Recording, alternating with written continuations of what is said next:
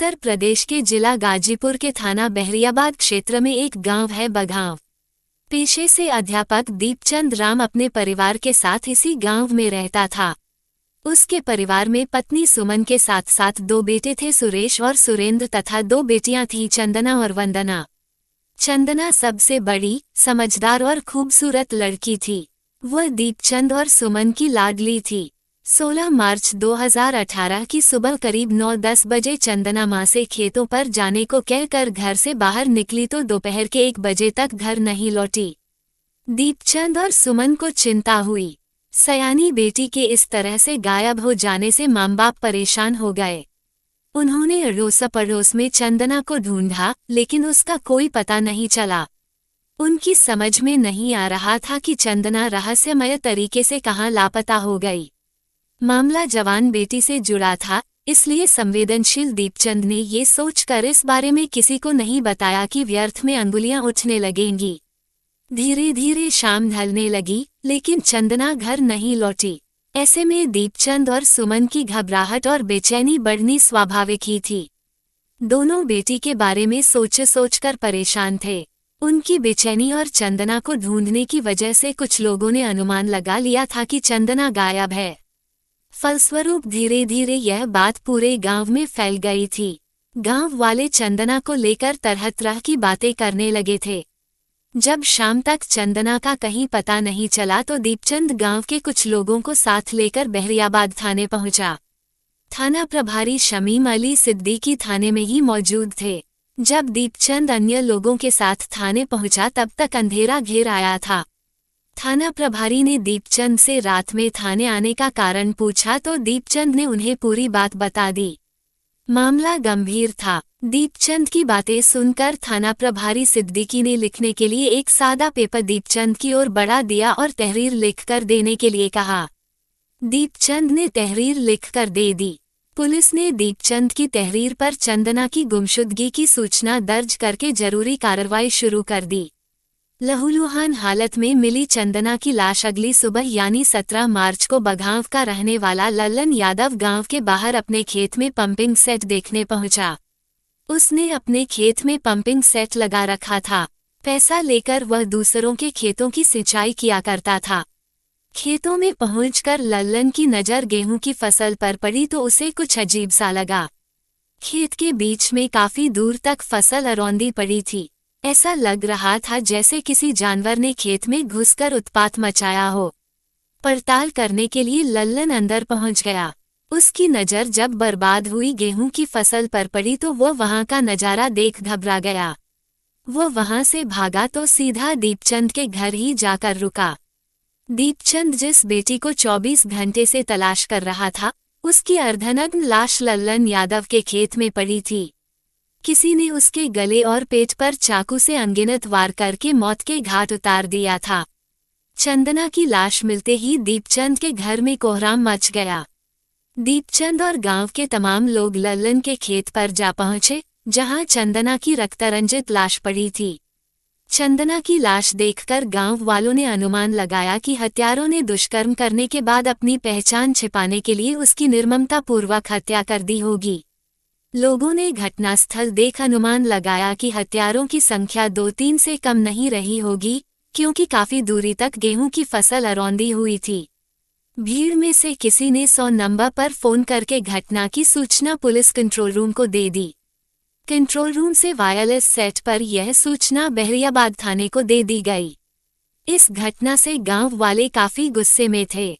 उन लोगों ने चंदना की लाश लेकर बहरियाबाद चिरैयाकोट मार्ग, गाजीपुर मऊ मार्ग पर जाम लगा दिया।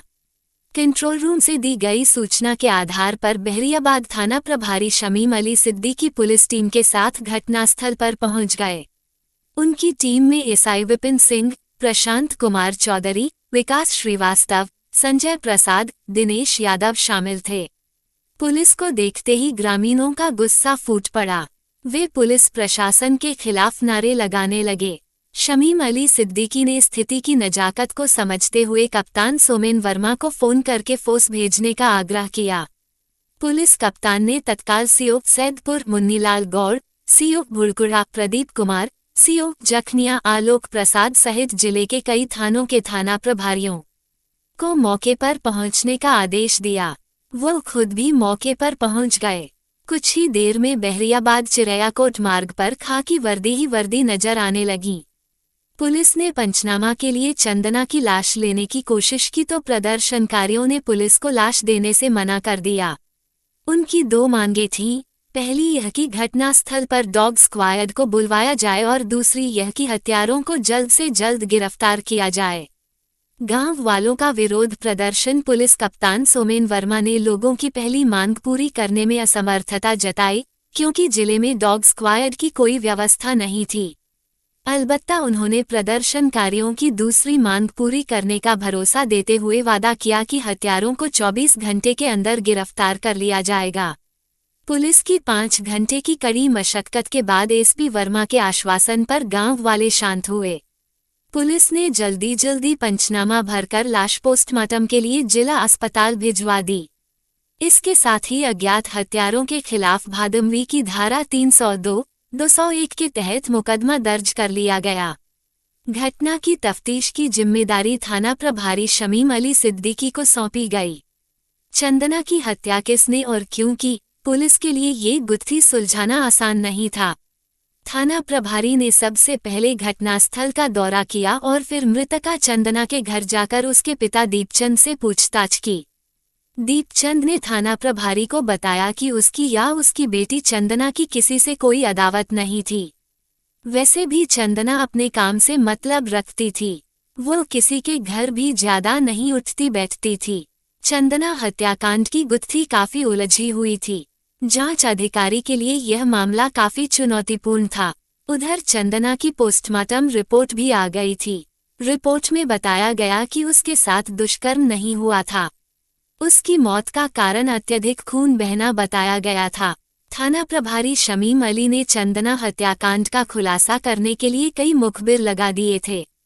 इसी बीच जांच के दौरान उन्हें पता चला कि चंदना अपने पास मोबाइल फोन रखती थी और सबसे छिपा कर किसी से अक्सर बातें करती थी। ये बात वंदना के अलावा कोई नहीं जानता था। वंदना काफी छोटी थी। थाना प्रभारी शमीम ने सोचा अगर उससे डरा धमका कर पूछताछ की गई तो वह डर जाएगी और फिर शायद ही कुछ बता पाए। इसलिए उससे बड़े प्यार और मनोवैज्ञानिक तरीके से बात करनी जरूरी थी। क्या करना है, यह फैसला करके वो दीपचंद के घर जा पहुंचे। पुलिस के हत्थे लगा चंदना का मोबाइल फोन उन्होंने वंदना के सिर पर बड़े प्यार से हाथ फेरते हुए पूछा, बेटा तुम्हारा नाम क्या है?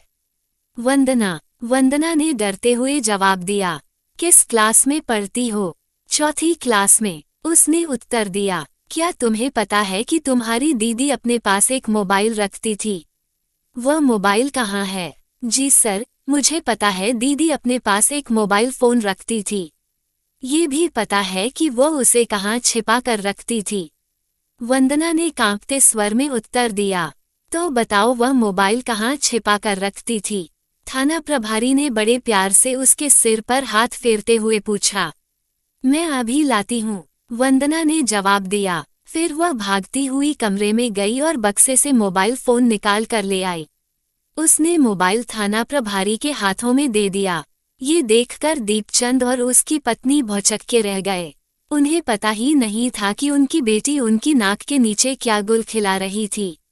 घर वालों को पता ही नहीं था कि छोटी बेटी भी उसके साथ मिली हुई थी। माँ बाप माथा पकड़कर बैठ गए। बेटा, क्या तुम्हें पता है कि तुम्हारी बहन चंदना किससे बात करती थी? जांच अधिकारी ने वंदना से अगला सवाल किया। सर, मुझे उसका नाम तो नहीं पता, लेकिन मैं इतना जानती हूँ कि दीदी छिप कर किसी से बात करती थी। मैंने उसे कई बार बातें करते हुए देखा था। ठीक है बेटा, तुम जा सकती हो। इसके आगे का पता मैं खुद लगा लूंगा, उन्होंने कहा और चंदना का मोबाइल फोन लेकर चले गए। थाना प्रभारी शमीम अली सिद्दीकी के पास हत्या की गुत्थी सुलझाने के लिए मोबाइल ही आखिरी सहारा था। उन्होंने चंदना के मोबाइल नंबर की कॉल डिटेल्स निकलवाए। कॉल डिटेल्स से पता चला कि घटना वाले दिन यानी 16 मार्च की सुबह चंदना के फोन पर 9:30 बजे के करीब आखिरी कॉल आई थी। मोबाइल से पहुंची कातिल तक पुलिस, उसके बाद उसका मोबाइल स्विच ऑफ हो गया था।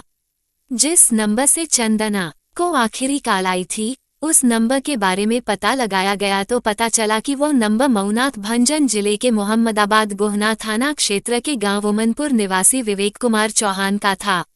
उस नंबर पर चंदना की काफी लंबी लंबी बातें होती थीं। पुलिस को यह समझते देर नहीं लगी कि मामला प्रेम प्रसंग का था। इसी प्रेम प्रसंग के चक्कर में उसकी हत्या हुई थी।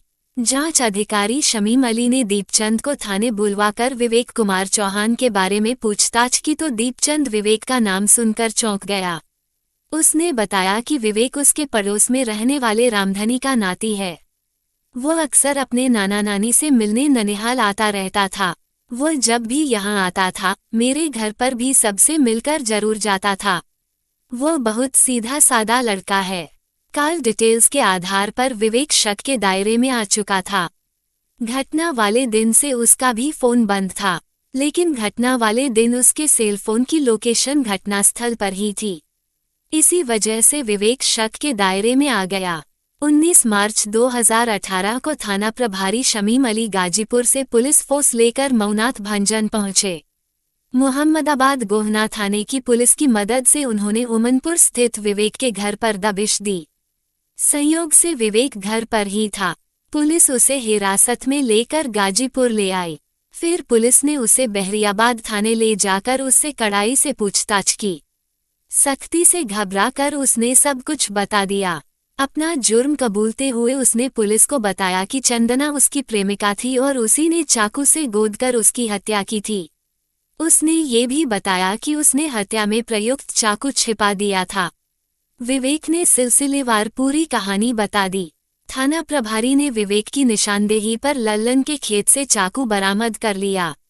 आरोपी विवेक से पूछताछ के बाद कहानी कुछ इस तरह पता चली। चंदना विवेक से लड़ा बैठा था। नैना 21 वर्षीय चंदना खूबसूरत तो थी ही, ऊपर से चंचल भी थी। चंदना के पड़ोस में रामधनी चौहान का घर था। रामधनी भले ही दीपचंद की जाति के नहीं थे, लेकिन रामधनी के घर से दीपचंद के परिवार जैसे प्रगाढ़ संबंध थे। रामधनी के घर जब भी कोई मेहमान आता था तो दीपचंद उसे बुलाकर अपने घर ले आता और जमकर स्वागत करता। दीपचंद के मेहमान नवाजी से मेहमानों का दिल खुश रहता था। रामधनी की बेटी का एक बेटा था जिसका नाम विवेक कुमार चौहान था। 21-22 वर्षीय विवेक का भीखभार नाना नानी के घर बघांव आया करता था। वो मऊनाथ भंजन जिले के उमनपुर गांव में अपने माँ बाप के साथ रहता था। उसके पिता का नाम था विजय बहादुर चौहान। वो सरकारी नौकरी में थे। उसी से 5 सदस्यों वाले परिवार का भरण पोषण होता था। विवेक ने स्नातक तक पढ़ाई करके नौकरी करने का मन बना लिया था। 3 साल पहले यानी सन 2015 में बात तब की है जब विवेक इंटरमीडिएट में पढ़ रहा था। उन्हीं दिनों उसके ननिहाल बघांव में शादी थी। परिवार के साथ विवेक भी बघांव आया था। वहां उसे मामा के घर सप्ताह भर रहना था। घर वालों के साथ चंदना भी शादी में शामिल हुई। चंदना खूबसूरत तो थी ही, जब वह सफेद रंग के कपड़े पहन लेती थी तो और भी सुंदर लगती थी। उस दिन भी चंदना ने सफेद रंग की पोशाक पहनी थी।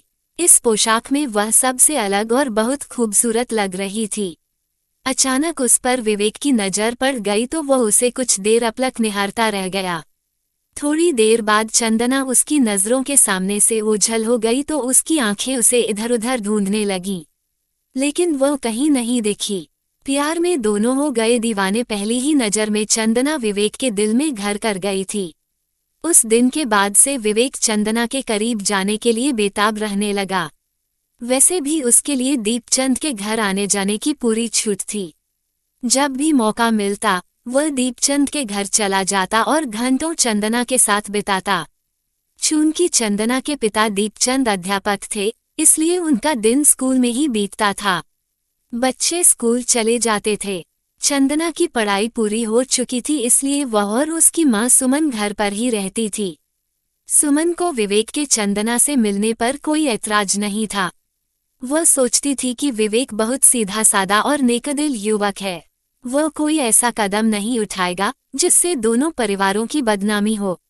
विवेक जब भी चंदना के पास बैठता था उसे दीवानगी भरी नजरों से निहारता था।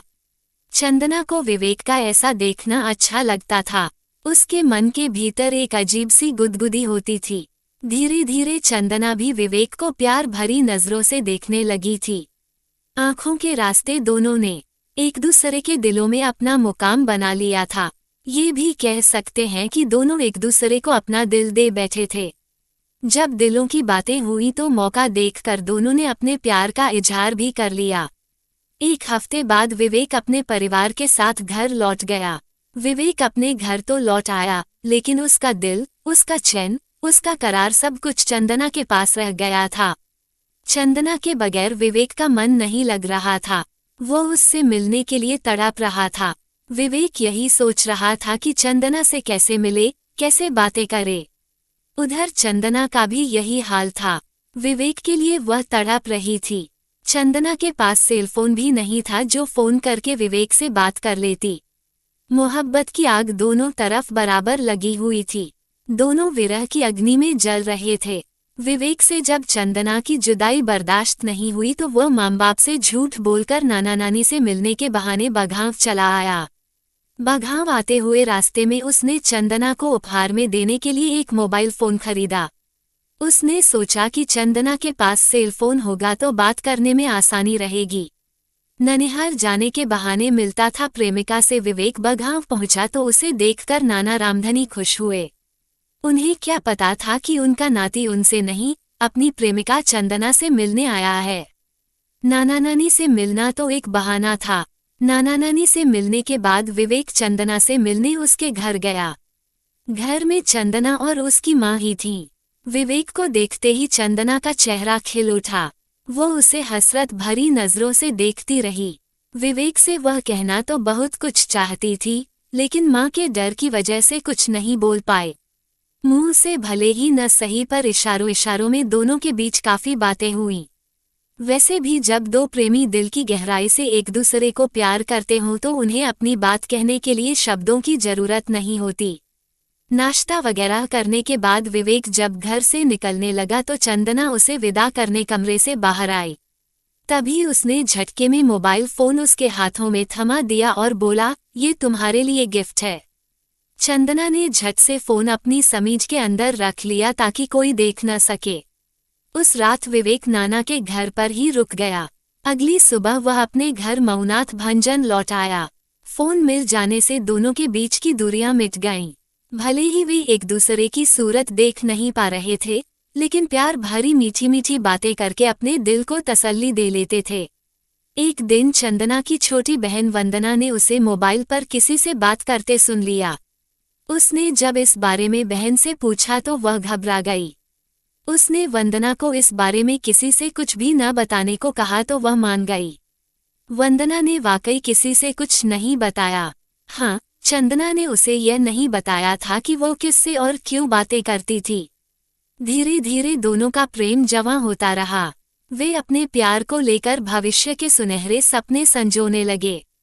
रेत के ढेर पर ख्वाबों का आशियाना बनाने लगे।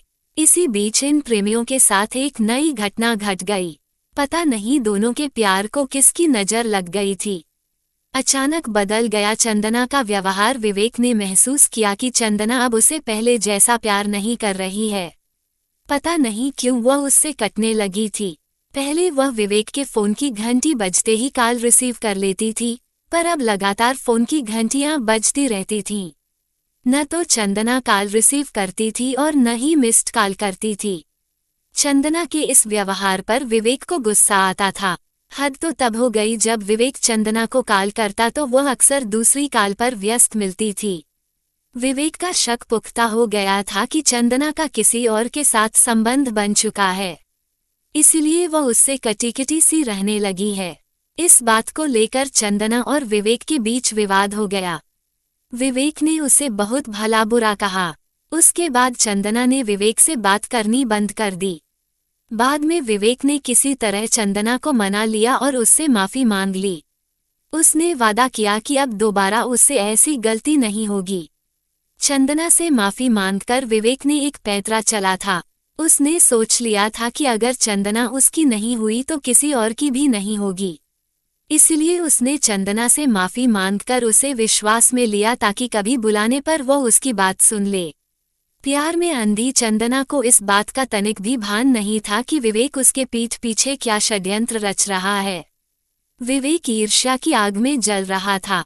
वह दिन रात इसी सोच में डूबा रहता था कि चंदना उसकी नहीं हुई तो किसी और की भी नहीं होगी। आखिर विवेक ने उसकी हत्या की योजना बना डाली। योजना बनाने के बाद विवेक बाजार जाकर एक फलदार चाकू खरीद लाया और उसे अपने बैग में छिपा दिया।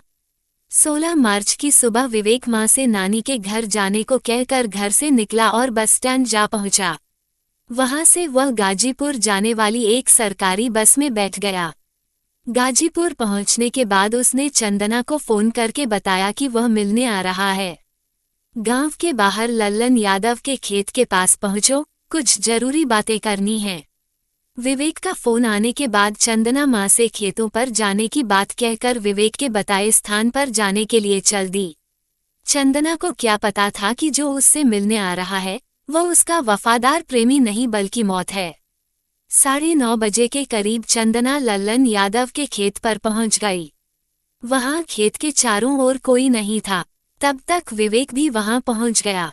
प्रेमिका को देखकर विवेक हौले से मुस्कुराया तो चंदना ने भी उसी अंदाज में मुस्कुराकर जवाब दिया।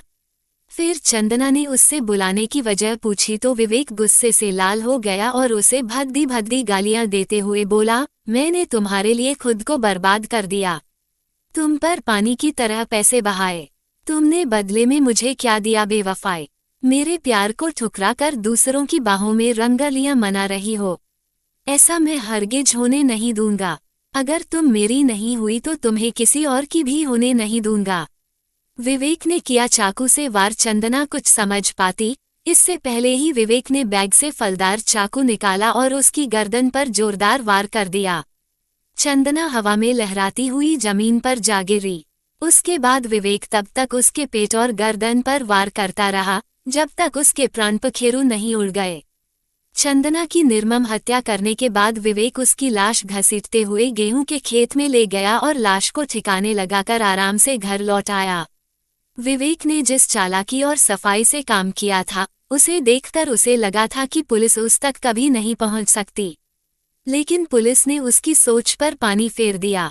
जिस शक की आग में वह जल रहा था उसी शक की आग ने उसे खाक में मिला दिया।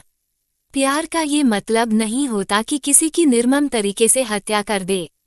विवेक अगर समझदारी से काम लेता तो चंदना भी इस दुनिया में सांस ले रही होती, लेकिन एक शक की चिंगारी ने सब कुछ तहस-नहस कर दिया। कथा पुलिस सूत्रों पर आधारित। यह कहानी अगर पसंद आई तो हमारे YouTube चैनल को लाइक और सब्सक्राइब